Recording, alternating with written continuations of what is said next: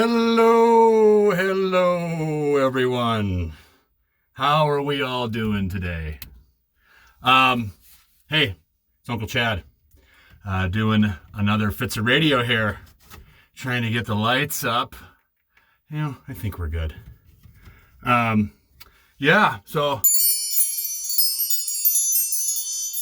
try and have a special intro, right? Yes. Why am I wearing sunglasses? That is a wonderful question.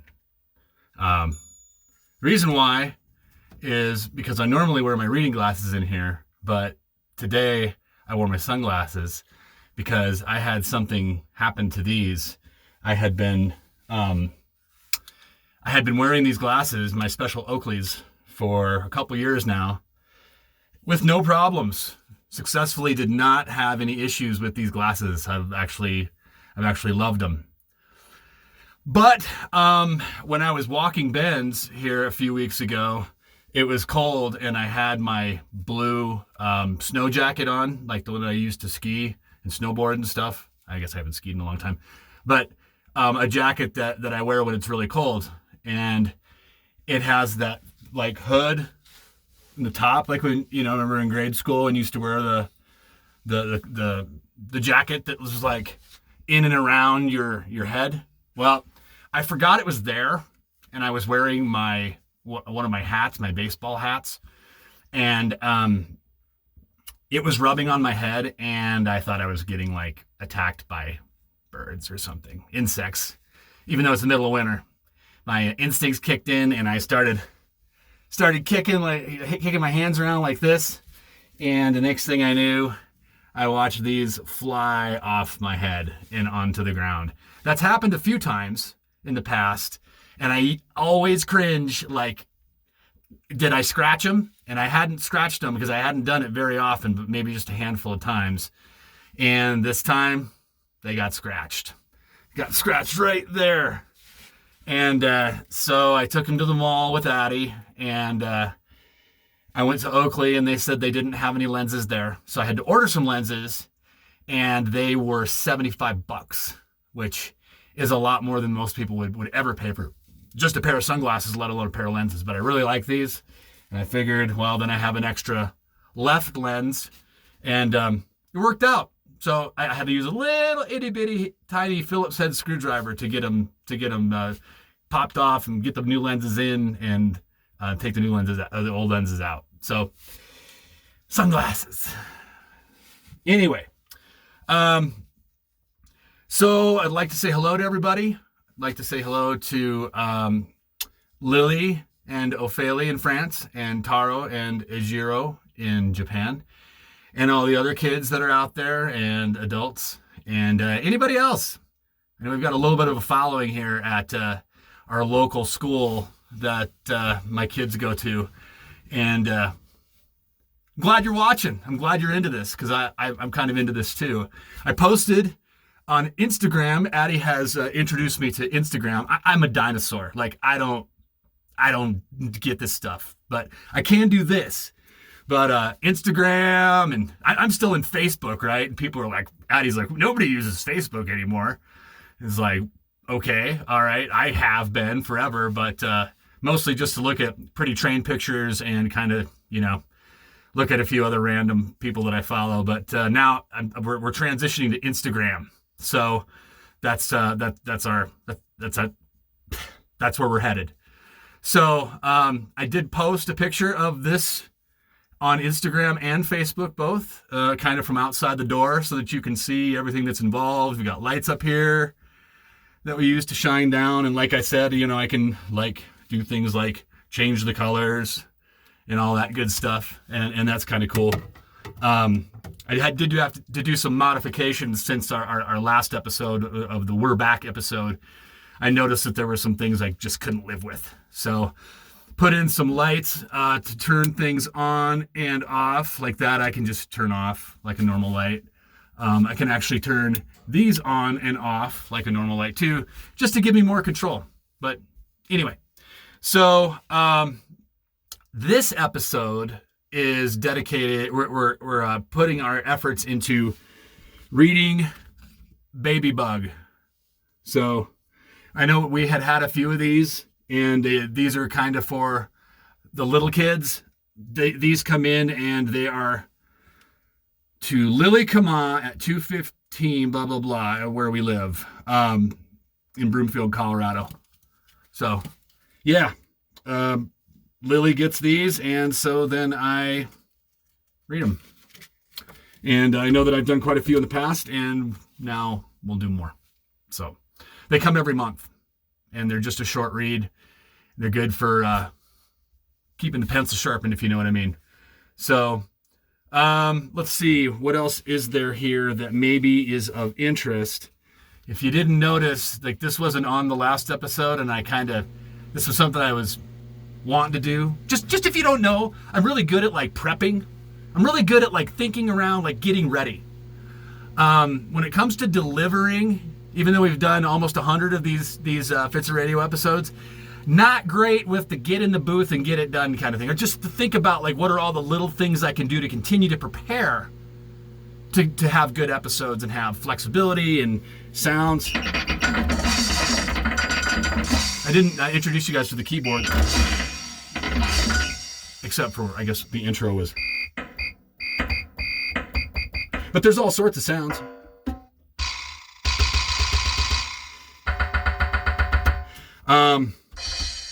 Yeah, preparing, just trying to continue to prepare over and over again. So anyway, back to my point. Corey, as important as he is to all of our lives, needed a place to live because this is where Corey lives. And there's other characters that, exist on Fitz Radio. We haven't really seen much of Jeremy Jacob in a while. He does most of the happy birthday shout outs. But there's a couple others that we'd like to develop a little bit. But Corey has become like a mainstay, right? So Corey, of course, needs a place to live.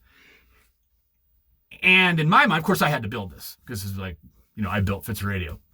I had to build Corey. Where would Corey live? Corey's an ear of corn? Where do ears of corn live? In a crib, right? So here, let's just check it out. Computer, what's the definition of crib? As a noun, crib is usually defined as a child's bed with enclosed sides. As a verb, crib is usually defined as to pilfer or steal, especially to plagiarize another's writings or ideas. For more, ask me to give you more definitions for crib. Computer, please give more definitions for crib. The noun crib is usually defined as a child's bed with enclosed sides. We already heard that. The verb crib is usually defined as to pilfer or steal, especially... Computer, stop!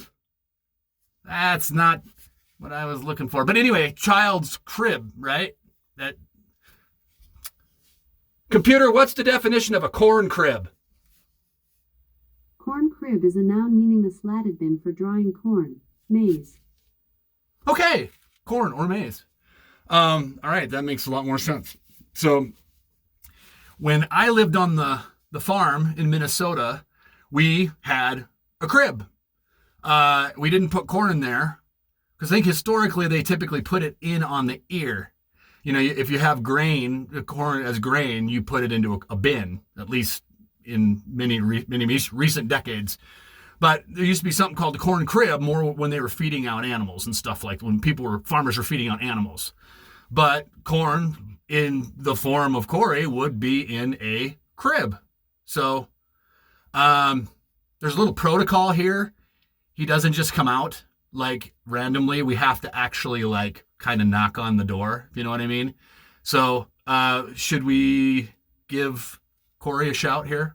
All right, here, hold on a second. It's like a doorbell, right? Who is it? Uncle Chad. Corey, are you around? Well, yeah, I'm here. Oh, there you are. How's it going, Corey? Oh, pretty good. What have you been doing today? Oh, it's a Saturday, so I slept in. I really like the crib that you built for me, Chad. Yeah? Well, good. I'm glad you like it. Yeah, it's really comfortable. I mean, there's a lot of air that can flow through, and I just kind of can be myself in here. I really love it. You're the greatest, Chad. Thank you, Corey. I appreciate that. I worked hard on it. I thought about how to do the sign and, how to do the kind of the slats in the back, like a corn crib that I remember when I lived on the farm when I was a kid. You lived on a farm? I did. I lived on a farm just outside of a little town called Sherburne, Minnesota. Wow, that's cool. Is that anywhere near Iowa?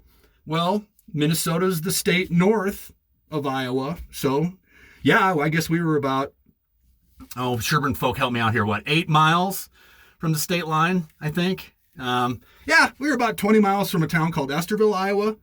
Oh, yeah, I know where Esterville is. Yeah, okay. So what do you think you're gonna do for today's episode, Chad? Well, I already, like I said, we're gonna read Baby Bug. It's got Lily's name on it, so I have to read it, and diligently. Yeah, okay, that sounds great. Do you want to sit in and listen, or do you want to go back down into your crib? You know what? I think I'm just gonna go back down into my crib and relax. Is that okay? Yeah, that's fine. That's fine by me. It's your house, man. So, say la vie, right? Yeah, take it easy, Chad. All right, bye, everybody. Well, see ya. See ya, Corey. All right. Well, okay. Corey, he's got a crib. He's gonna be. I mean, he's here for every episode. So probably see Corey will be a regular occurrence. But all right. So let's see here. I got one other thing I want to do. Computer, what's the definition of a hobo? The noun, hobo, can have a couple meanings. 1. A tramp or vagrant. 2. A migratory worker. You don't say. Okay. All right. Well, as you all know, I'm infatuated with railroads. So I had a list here that I've had downstairs for a really long time because, of course, I just kind of like all aspects of railroading, I guess. Even when it comes to like what hobos did on trains, I just find it interesting. So I have a list, a very long list, and I'm going to read about 10 of these until we get through it. So we'll call it Hobo Slang A to Z. Right? Perfect. Okay. Let's see here. Let's start with the first one. So let's say accommodation. Accommodation in hobo slang is a local freight train. Okay. What is an ace spot? Oh, that would be $1. Huh. Okay. What is an Airedale? That is an extreme loner. Sometimes I feel a little bit like an Airedale. What's an alky stiff? Oh, that would be a tramp that consumed alcohol. Okay. Alky stiff. What's an alky? Well, that would be A, an alcoholic, or B, just alcohol. So what's alligator bait? Alligator bait is fried or stewed liver. That sounds awesome. So what is all tramps sent free? That would be the Atchison, Topeka, and Santa Fe Railroad in slang terms, hobo slang. What's an anchor? That's a pick. No idea what that means. What's an angel? It's a person who gives you more than you expect. Well, aren't you just kind of an angel? Angel food is a mission sermon. And then we'll finish off today with what's an Angelina in hobo slang? An Angelina is a punk or road kid acting as a hobo's companion. That sounds like somebody we know, doesn't it? Hey, Corey! You have to knock, Chad. Oh, all right. Sorry, man. Here.